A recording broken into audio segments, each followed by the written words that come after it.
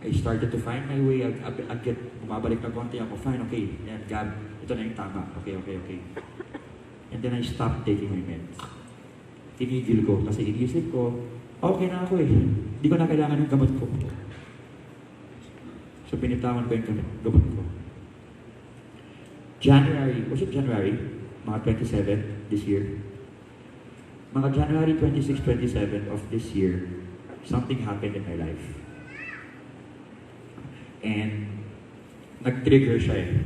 Because when you have mental illness, you have trigger points. Okay, it could be a loss of a family member, it could be drug abuse. Pag ina-atake yung self-image ko, pag ina-atake mo yung pagkatao ko, na minamaliit mo, because nga, growing up, lahat ng tao ginawa sa akin yun eh. So something happened, January 26. And this is the time, I think, na it was more critical than the first time. Because this time, I was on the 22nd floor of a condominium, hanging by the balcony with 2 fingers. January 27.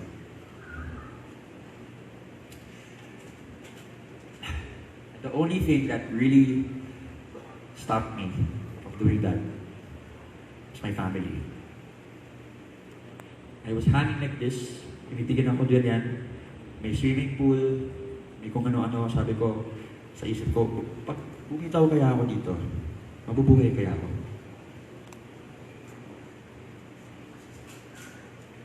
And let me tell you, I was 2 seconds away from letting go until naisip ko yung pamilya ko. Naisip ko yung minamahal kong girlfriend. Iniisip ko yung mga kaibigan ko. Unlike the first time, kasi yung first time wala akong iniisip eh. But that wasn't even the clincher. Hindi nga yun yung pinaka kung bakit ako hindi bumitaw eh. It was God. You know why? Because right below me, sa baba ng, sa 21st floor, right before ako, talagang feeling ba gagano'n na ako, bumukas yung ilaw sa 21st floor at nagulat ako. And I went back up. Hindi ko kilala kung sino yun nasa baba. This was 4:30 a.m. ng morning. Hindi naman ako sumisigaw. Hindi naman ako, di ba? Why did that light open? Again, it's God.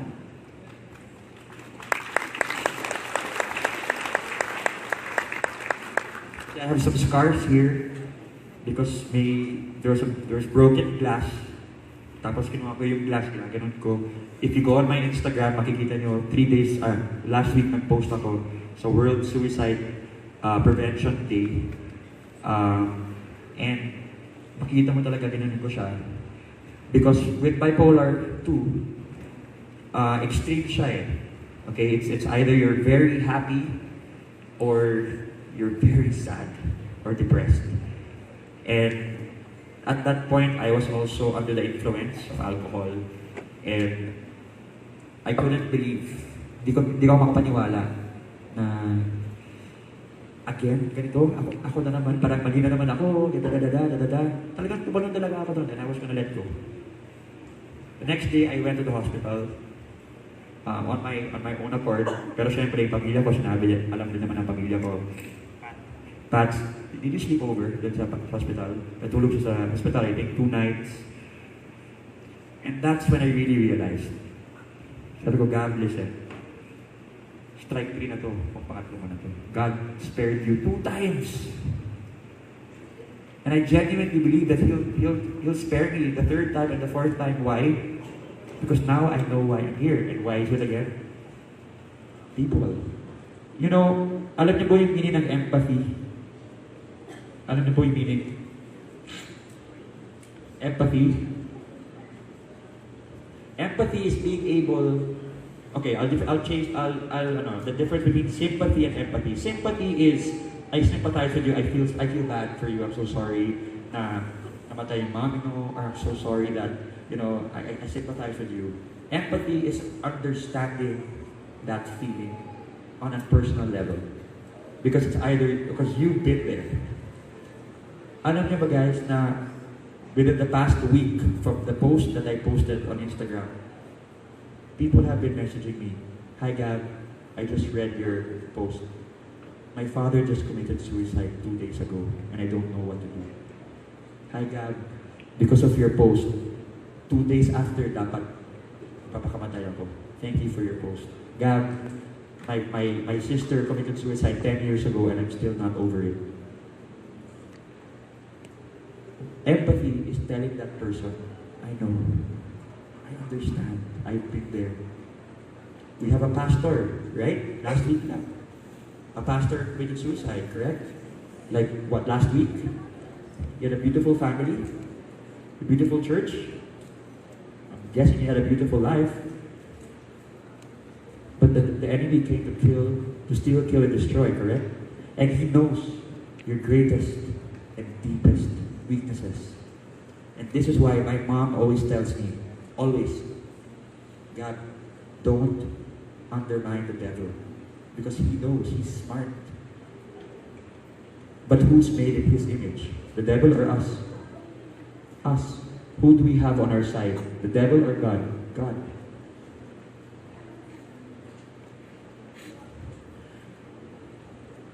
And so, I'm telling you this not because I want you to feel sorry for me.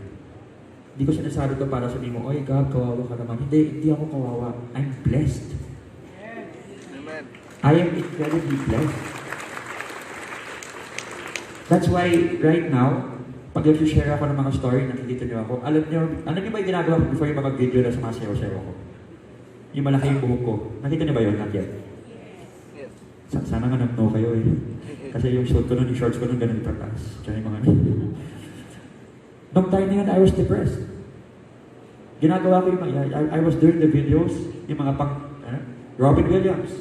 Diba? Robin Williams committed suicide. He's a comedian. Don't undermine the devil.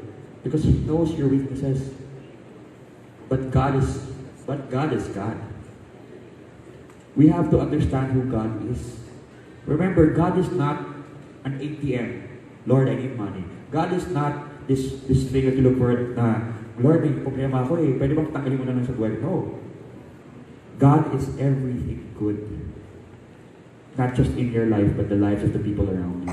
There's this verse, my life verse, and this is what, the reason why it's my life verse was because, sino ba dito goes to a Christian school? Meron ba dito?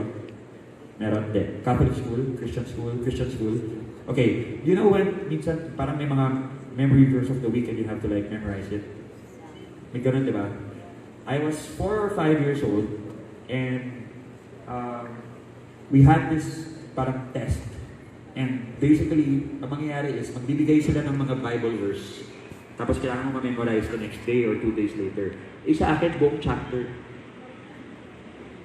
Psalm 100. Okay, Gab, for you, Psalm 100. Verse what? Psalm 100. Okay. And I had to recite it the next day.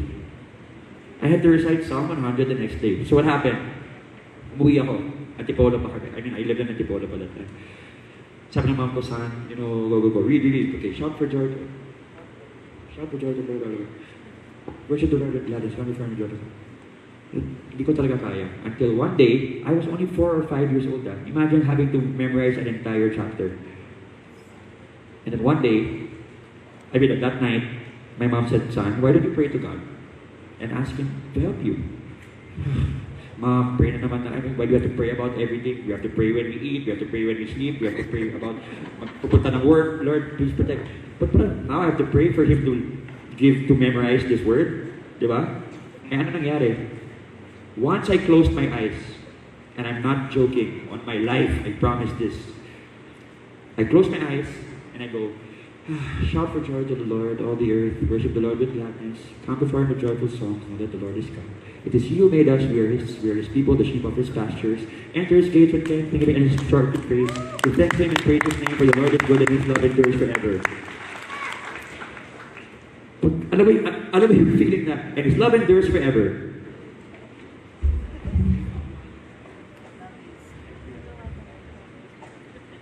Thank you. Love you.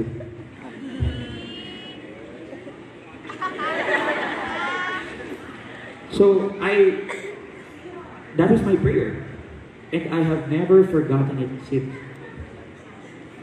And I think that was my first major spiritual encounter at 4 or 5 years old. And that's when I started to believe, oh my God, there's a God nga. Siyempre, kasi pag bata ka pa, parang God is bigger than, di ba? Parang for you, God is like this big thing. You never really understand it, you never really understand Him, but that was the first time. And that's why, and the last verse there is what really stands out. His love continues through all generations. And what does that mean? What does all generations mean? How many generations have gone before us? What is the one? There's actually, no, sorry. 2. What are the 2 constant things in life? There's only 2. I mean, life and death is given, diba? But there's only 2 things while we're living. There's only 2 things that are constant. Money is not constant. Changes. Currencies change. Styles change. People change. Technology changes. What are the 2 things that don't change? Time and God. So the only 2 things that don't change in life, and the 2 things that you can't buy. So understand that when you put yourself in God's presence, it's not a Sunday thing. It's not every Sunday now you're praising God and then you go on to the week. No. Do you know what a Sunday Christian is? Alam niyo po kung ano yun? A Sunday Christian. A Sunday Christian is a Christian that goes to church every Sunday and calls himself a Christian. Ano ba tayo? Before I go, I want to be able to put this into your mind, into your heart, because I stand here not as a suicide survivor, not as someone that has been beaten, has been destroyed, that has been broken, because we all are broken somewhere, one way or another. Diba? So don't be ashamed of it. Don't be ashamed na, oh, I have a deficiency. Medyo mababa yung grades ko ngayon. I have a sickness. Don't look at it that way, because you're like that for a reason. And that, whatever it is that you feel that cannot be healed, that cannot be fixed, that cannot be put together, you're with the master maker up there. You're with the King of Kings and the Lord of Lords. The one person that can put you whole. That's why look at me right now. I'm healthy. I'm happy. I'm fulfilled. I know where I want to go. I know what I want to do. Yes, minsan, I still stumble. Minsan, may nasasabi ako na dapat di ko sinabi. Sometimes, may naiisip ako na hindi ko dapat isipin. But at the end of the day, I know where I'm going. And I know who I'm going with.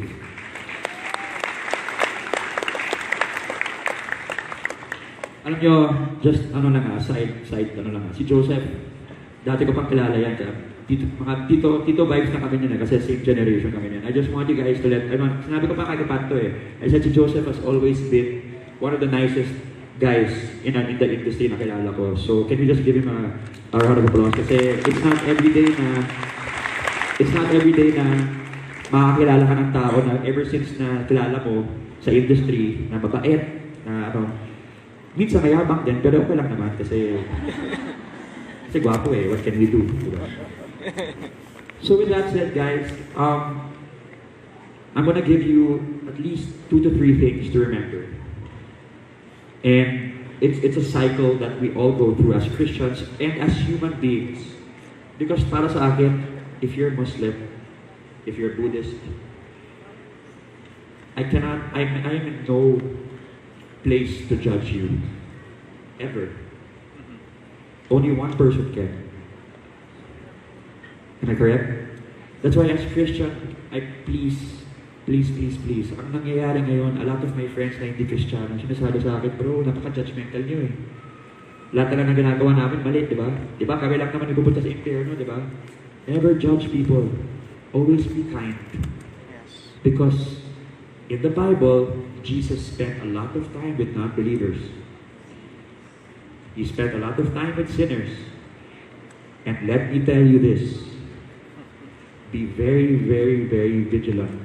Because the one person that the one person that betrayed him was a believer. Remember that before you judge others. Because people are now looking for something. Ang problema kasi ngayon, naghahanap sila, di ba? They need something. Napakatalino, napakayaman, pero hindi sila masaya. Bakit? They're looking for something. We have to represent Christ the right way. And in the way that He would want us to represent Him. Because at the end of the day, guys, this is it. The young ones here, you are our future. Yes, sasabihin ko, grabe naman. Future. Ano lang naman ako estudyante lang naman ako No. Remember that when you become a Christian, you put Christ inside you. He becomes your home. And everywhere you go, you represent Him and what He stands for. All these thousands of years are now inside of you. The wisdom, the knowledge, the love, the compassion, the gentleness, everything. So when someone comes up to you and says something that you don't agree with, what do? You love them. You forgive them. Because that is what God would do. That is what Jesus would do. I'm not going to sit down here and tell you that my life is great. It's amazing. It's perfect. It's grabe, balik-balichano. I've been through so much. Ang lakas-lakas ko. No. Sometimes, magigising ako and because I do have an illness, sometimes nagigising ako and I tell myself, ba't pa ako nandito? Why, Lord, what else do you want me to do? Hindi pa ba sapat yung ginagawa ko? But I go back to the Word. I go back to surrounding myself with good people. I go back and I tell myself, you're here for you. And I'm here for you, you're here for me. So, here's the cycle I'm talking about. There's losing, there's finding, and there's keeping. What does that mean? You can lose your way, you can find your way, and you can keep yourself there. How does that mean? Yan ang nangyari sa akin, 2016, 2017, 2018. Sorry, 2017, 2018, 2019. 2017, I lost my way. Sobra. 2018, nahanap ko, okay God, this is you, what do we do with this? And 2019, I'm here to stay. So that's how you should do your life. Pag may problema ka, okay lang mawala It's okay naman na, it's okay to be, it's okay not to be okay. Pwede naman na hindi ka okay Don't ever think na, ito na naman tayo, mali na naman. No, it's okay if you make mistakes. Because the Lord will forgive you, but what is your heart telling you? Where does your heart want to go? As a young person, as a young student, someone that's just getting into work, someone that's just starting out, young couples, nothing. Actually, sorry, not nothing. Everything that you do, Christ must be in the center. At always. Always. Because if you don't do that, if you start acting on your own, this is what's going to happen. Yun yung nangyari sa akin. I thought na kaya ko lahat. I thought na kaya ko gawin lahat by myself, on my own. What happened? And I don't want that to happen to you. I want you all to wake up in the morning, to pray and tell yourself, today is going to be a great day. Today is going to be a good day. Today is the day the Lord has made. And when you go at night, when you're about to go to bed, you tell yourself, Lord, you know what? Today could have been better. Sana hindi nangyari to.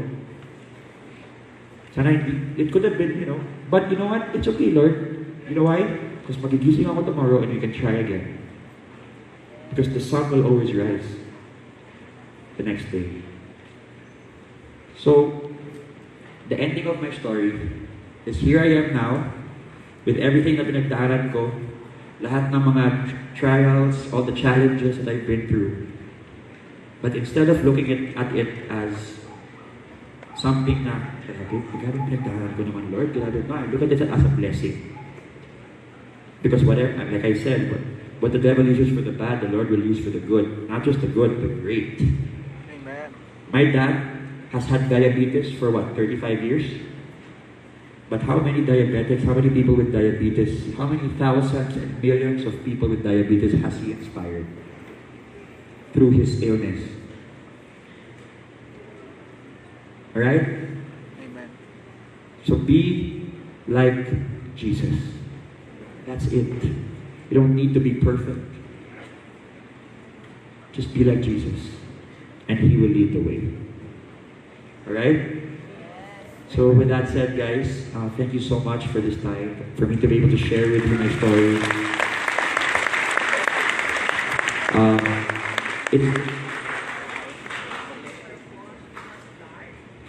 One lang kasi yung ano, it was dark kanina.